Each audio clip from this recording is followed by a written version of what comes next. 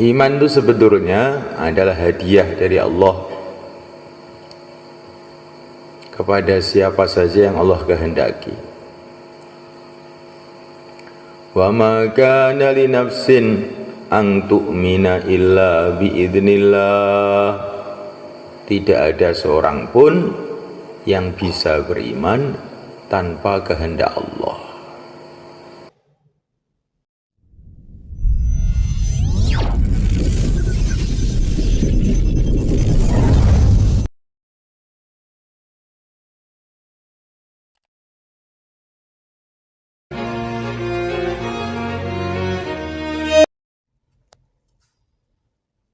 Innal hamdalillah nasta'inuhu wa nastaghfiruh wa nu'minu bihi wa natawakkalu alayhi wa na'udzu bihi min shururi anfusina min sayyiati a'malina may yahdihillahu fala mudilla lahu wa man yudlil fala hadiya lahu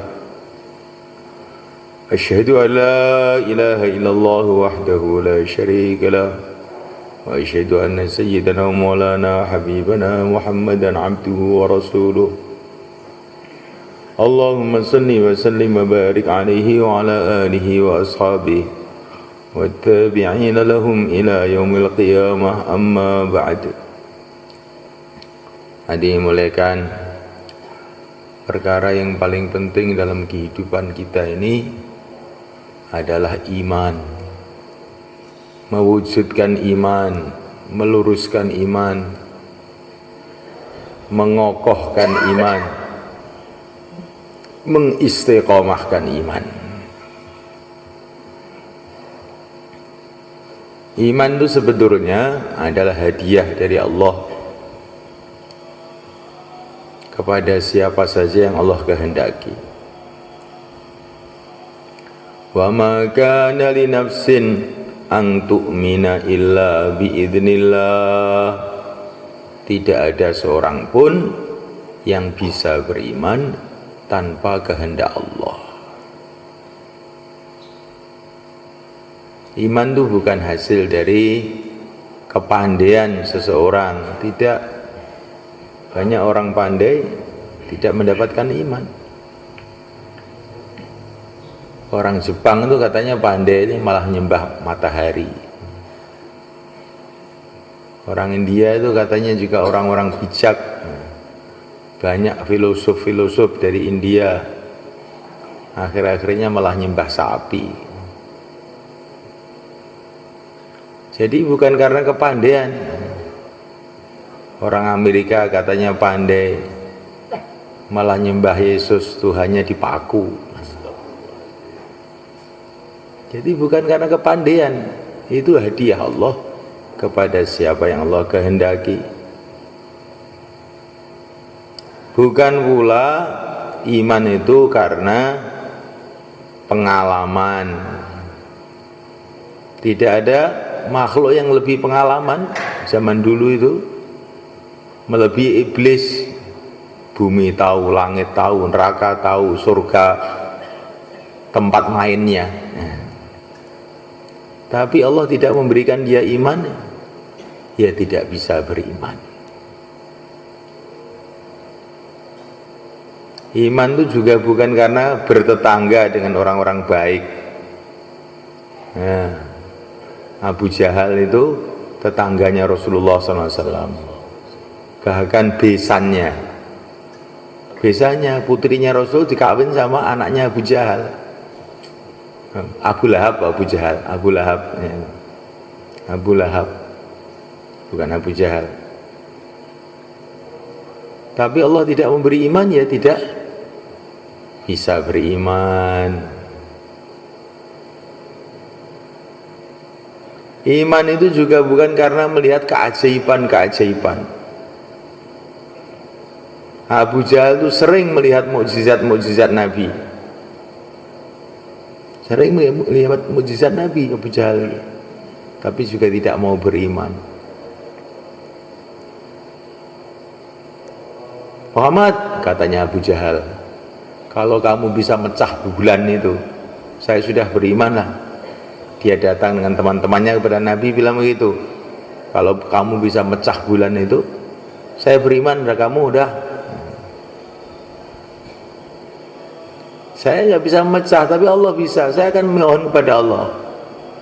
Nabi sholat, kemudian doa, langsung bulan pecah menjadi dua. Teman-temannya Abu Jahal pada beriman, oh berarti Muhammad ini benar nih. Tapi Abu Jahal sendiri nggak mau. Alah, ini sihir ini, bucuk tok ini. Jadi semulaikan Allah Ta'ala pernah Abu Jahal itu membunuh Nabi ketika Nabi sholat. Dia membawa batu mau dihantamkan ke kepalanya Rasulullah SAW. Sebelum dia menghantamkan batu itu, tiba-tiba Jibril datang, sehingga tangannya kaku, nggak kuat. Dia lari ketakutan, tapi dia juga tidak mau beriman. Jadi iman ini hadiah dari Allah pada siapa yang Allah kehendaki. Maka semulaikan Allah Ta'ala, untuk mendapatkan iman yang lurus, pertama kali ya kita doa, mohon kepada Allah SWT, ya Allah berikan kepada aku iman yang sempurna. Insyaallah malaikat. Imanan la yartad. Ya Allah berikan kepada aku iman yang tidak ada murtad, iman yang istiqomah sampai mati. Nah, ada orang yang sudah iman kemudian sebelum mati dicabut oleh Allah. Nah, ini yang bahaya. Ada orang namanya Ubaidullah ibnu Jahas. Siapa namanya? Ubaidullah ibnu Jahas. Itu suaminya Ummu Habibah, putrinya Abu Sufyan. Waktu itu masih kafir Abu Sufyan. Ubaidullah ibnu Jahas ini hijrah ke Habasyah bersama istrinya. Sampai di Habasyah itu malah kumpul dengan orang-orang Nasrani di sana. Akhirnya minum arak, lama-lama murtad. Padahal ini sahabat ini sebenarnya kan. Dan dalam keadaan hijrah, tiba-tiba imannya hilang. Dia pulang kepada istrinya. Istrinya bilang, saya tadi malam kok mimpi, perasaan saya muka kamu tuh jadi seperti kera. Kelihatannya kamu itu kok, agama kamu kok rusak. Yalah, saya sekarang kok nggak mau Islam lagi, saya ikut orang Nasrani aja, enak, minum arak terus. Coba semalikan. Jadi kalau orang itu sudah cabut imannya itu nggak tahu nih, masya Allah. Maka kita ini semulaikan harus senantiasa khawatir. Dengan kita senantiasa doa agar Allah SWT menetapkan iman kita sampai mati. Wa minan nasi may ya'budullah ala harf. Ada orang itu yang imannya itu seperti di pinggiran jurang. Orang duduk di pinggiran jurang itu loh, sudah mau jatuh aja. Kalau dia kena kebaikan kemudian mantap. Tapi nanti kalau dia punya kesusahan, oleng. Maka kita ini mohon kepada Allah, ya Allah berikan kepada aku iman yang kokoh, iman yang kuat, iman yang tidak ada murtad selama-lamanya sampai aku menghadap pada Engkau, dapat ridho Engkau. Insyaallah mulai kan. Kemudian usaha yang kedua kan, supaya iman kita ini kokoh, senantiasa buat suasana pembicaraan iman. Kita senantiasa bicara rukun iman 6 itu. Allah kuasa, makhluk tidak kuasa. Manusia tidak berkuasa, yang berkuasa adalah yang menciptakan manusia. Malaikat tidak berkuasa, yang berkuasa yang menciptakan para malaikat. Raja-raja tidak berkuasa, yang berkuasa yang menciptakan raja-raja. Manfaat mudarat bukan dari benda-benda, manfaat mudarat dari yang menciptakan benda. Panas bukan dari api, dari yang menciptakan api. Api itu sendiri kalau nggak diciptakan Allah nggak ada. Panas itu bukan dari api, panas itu dari yang menciptakan api. Kalau yang menciptakan api menghendaki panas, ya panas. Kalau menghendaki dingin, ya api itu jadi dingin. Kayak api kepada Nabi Ibrahim, ya narukuni bardaw wa salaman ala Ibrahim. Hai api, jadilah kamu sejuk dan menyelamatkan buat Ibrahim saja loh. Maka api itu membakar kayu, membakar macam-macam perkara yang ada. Tapi untuk Ibrahim dingin dan menyelamatkan. Seumpama Allah berfirman pada waktu itu, hai api jadilah dingin, sudah kita nggak bisa masak, sudah dingin semua. Tapi Allah berfirman, jadilah kamu dingin untuk Ibrahim tok. Jalan kan?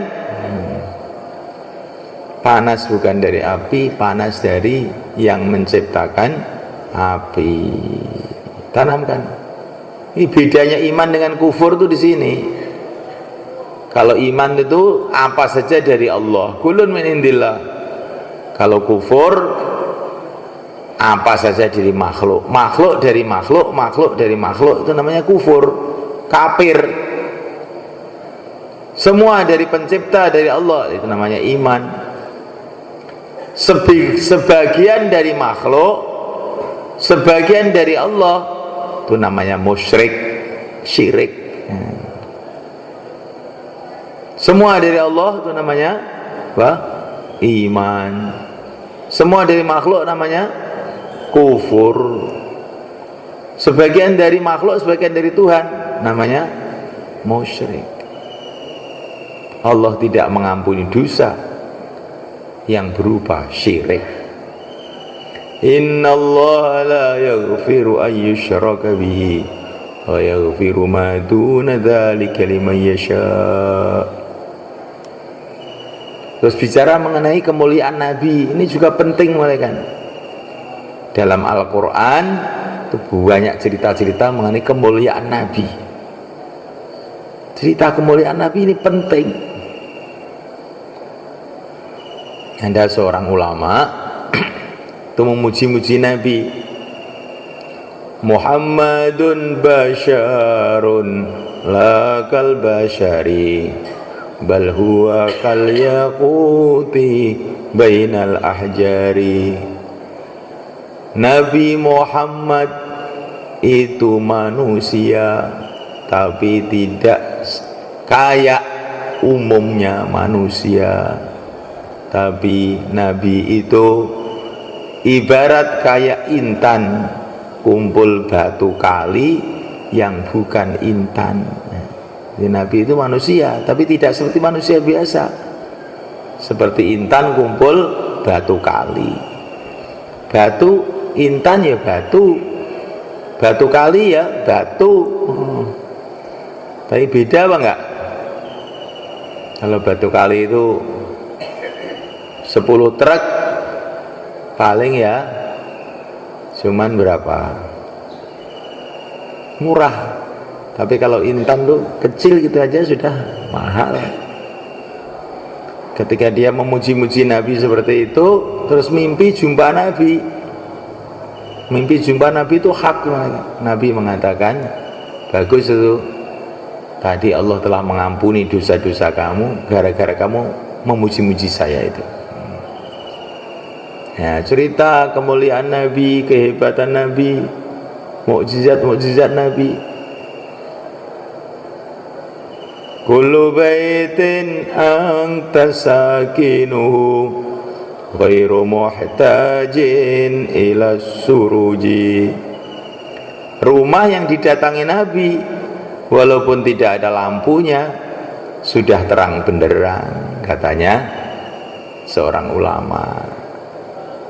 Wa maridin anta aiduhu qad atahu Allahu bil faraji. Orang sakit kok dijenguk Nabi, ya sudah jerantal. Wa zamanin anta hakimuhu zalama fihi minal iwaji. Zaman kok pimpinan engkau ya Rasulullah, yang jelek-jelek hilang semua. Ada seorang sahabat namanya Ka'ab ibnu Zuhair mengucapkan pantun-pantun seperti ini di Masjid Nabawi, di depan Nabi, di depan Nabi. Maka oleh Nabi dihadiahi selimut, yang selimutnya akhirnya diwariskan kepada para khalifah-khalifah. Para khalifah itu kalau pengangkatan khalifah zaman dulu itu dikasih selimut tadi itu, selimut yang dihadiahkan Nabi kepada Ka'ab ibnu Zuhair itu. Jadi memuji-muji Nabi ini perkara yang penting kan, supaya timbul kecintaan pada Nabi, ya. Penghormatan kepada Nabi, cinta kepada sunnah Nabi, cinta kepada umat Nabi. Akhirnya dakwah. Jadi kalau kita ini melihat orang Islam ini umat Nabi ini, nah, walaupun dia ini bagaimana, ini umat Nabi, saya cintai, saya sayangi, supaya saya dapat doanya Nabi. Insyaallah ini perkara yang penting. Sayyidina Umar bin Khattab radhiyallahu ta'ala mengatakan, kalau kamu punya amalan seperti gunung tapi tidak ada kecintaan pada Nabi, semua tertolak semua, tidak ada nilai di sisi Allah. Cerita negeri akhirat, ya. Cerita negeri akhirat, hari-hari cerita negeri akhirat. Rumah saya itu akhirat, rumah saya bukan Temboro. Kemuliaan yang sebenarnya kemuliaan di akhirat, pangkat yang sebenarnya pangkat di akhirat, kerajaan yang sebenarnya kerajaan di akhirat, sampai tertanam betul rumah saya itu akhirat. Bicara keagungan Allah, bicara kemuliaan Nabi, bicara akhirat.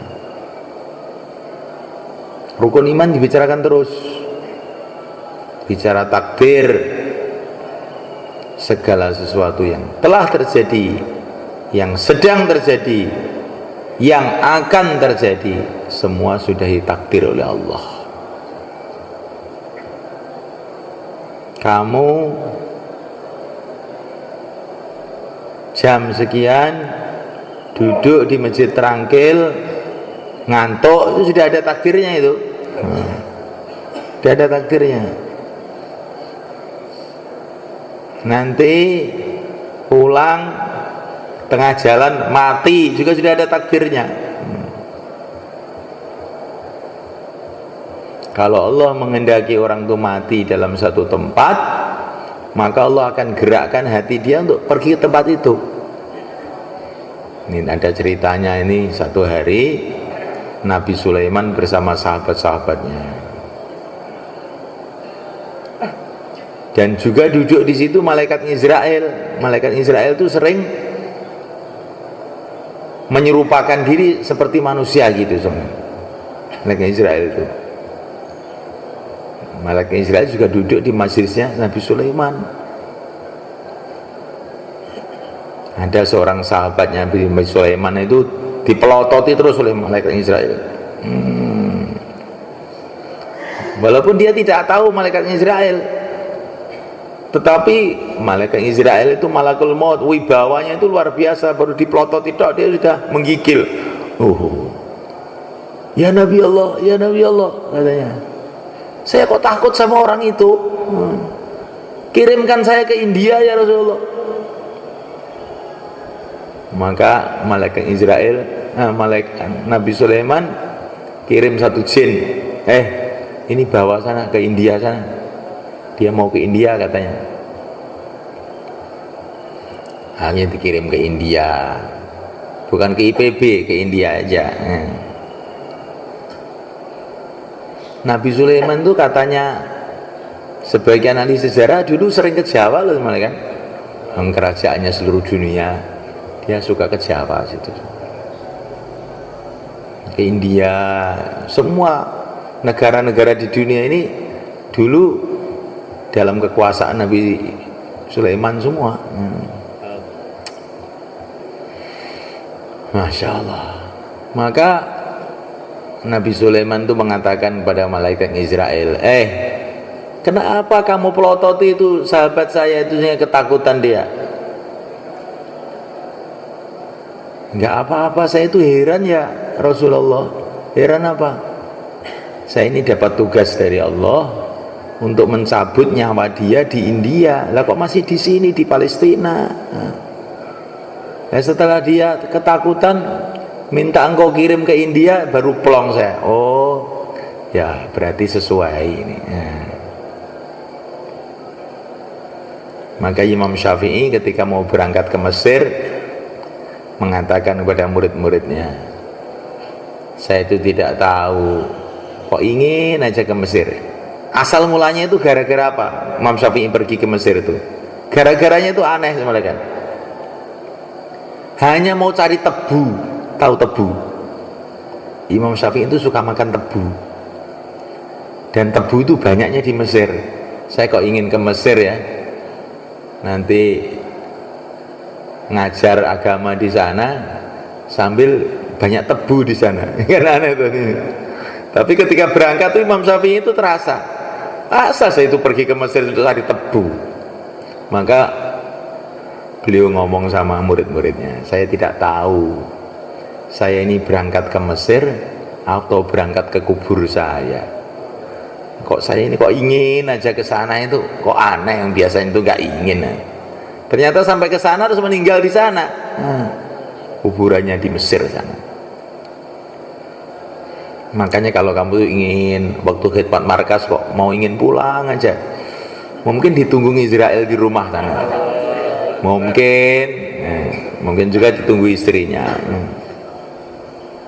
Jadi orang itu kalau punya keinginan yang aneh-aneh, itu hati-hati itu. Kadang-kadang itu seperti sahabatnya Nabi Sulaiman, tahu-tahu ingin ke India. Ternyata itu bukan ke India, mau cari kuburannya di sana. Maka semalakan Allah Ta'ala kita bicara negeri akhirat, sampai kecintaan kepada dunia ini berkurang, bahkan bisa hilang. Semua manusia ini hatinya itu tawajuh kepada akhirat. Dia ditawari dunia ini gratis pun dia nggak mau. Betul man. Kecuali kalau dunia itu untuk agama. Ya untuk apa mau mati aja dikasih macam-macam. Dunia ini cuma perjalanan. Sekarang kamu itu mau perjalanan ke Jakarta, dikasih bekal nasi bungkus, cukupnya berapa ke Jakarta? 2 bungkus cukup. Terus kamu dikasih nasi bungkus 1 truk mamanya. Kamu susah apa gembira? Ini malah susah. Wah, ini kamu bawalah, kamu mau ke Jakarta tuh. Ini bekalnya nasi bungkus 1 truk. Loh, lah bawanya bagaimana, ini susah saya, 2 biji aja cukup. Nanti kan di Jakarta banyak makanan toh. Oh banyak, tapi ini kamu ini kan orang terhormat, sukanya makan, maka ini saya kasih bekal 1 truk. Enggak mau. Betul kan kan? Nah, dunia itu adalah perjalanan menuju akhirat. Nanti di akhirat makanan banyak. Kenapa kamu bawa banyak-banyak? 2 bungkus saja cukup. Insya Allah kan? Orang yang suka dunia itu sebetulnya orang yang nggak mau mikir. Kalau dia mau mikir, paling bagus itu dunia secukupnya aja. Nggak usah banyak-banyak. Pokoknya yang penting sampai ke akhirat, terus masuk surga, udah. Mau apa sana semua ada. Kalau seorang presiden datang ke satu negara, dia tidak membawa bekal banyak-banyak, dia tidak membawa mobil, dia tidak membawa pesawat, dia pergi, bahkan dia tidak membawa koper, nggak membawa pakaian, yang membawakan itu pelayannya, dia pakainya 1 aja. Betul nggak teman-teman? Karena dia pikir nanti sampai sana sudah siap semua. Lah orang iman begitu, di surga semua sudah siap, maka nggak usah bawa banyak-banyak. Insya Allah ini dibicarakan terus teman-teman sampai tertanam. Karena orang itu kalau ada hubbudun, ya, kecintaan kepada dunia tertanam dalam hati, dia nggak akan bisa amal agama dengan benar. Dia akan senantiasa kebingungan. Dia bingung. Kalau miskin bingung bagaimana jadi kaya, kalau kaya bingung bagaimana mempertahankan kekayaannya, ngerti-ngerti sudah mati. Assalamualaikum. Waalaikumsalam. Insyaallah ya, gak usah panjang-panjang bayan ini. Kalau panjang kamu juga nggak tahan. Di surga aja diteruskan nanti, insyaallah. Ada seorang raja di India, ini diceritakan oleh Syekh Abdul Hasan Nadwi. Ini raja teman-teman, tapi juga ulama. Dia ngaji tafsir Jalalain di masjid. Raja itu ngaji, zaman dulu tuh raja itu pada ngaji. Dia ngaji, tengah-tengah ngaji, katanya raja itu, ternyata dia wali juga, ternyata raja, ulama, wali juga. Kelihatannya saya sudah mau dipanggil oleh Allah ini. Nanti ngajinya diteruskan di surga ya, insyaallah. Insyaallah. Langsung asyhadu alla ilaha illallah, meninggal. Raja kok wali juga, nabi, gimana? Kita ini sudah miskin, ulama juga tidak, ngantuan lagi. Wah, masya Allah. Jadi orang itu kalau beruntung itu di dunia enak, hatinya baik, tahu-tahu lebih surga. Tapi kalau orang itu nasibnya nggak baik, di dunia miskin, hatinya jahat, mati ke neraka. Gimana itu? Naudzubillah.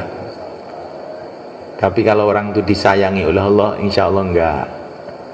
Bagaimana supaya disayangi? Kalau kita menyayangi umat. Bagaimana menyayangi umat? Kita keluar 4 bulan mikir umat semua, insya Allah. Yang mau keluar 4 bulan, 40 hari, silakan berdiri ke belakang.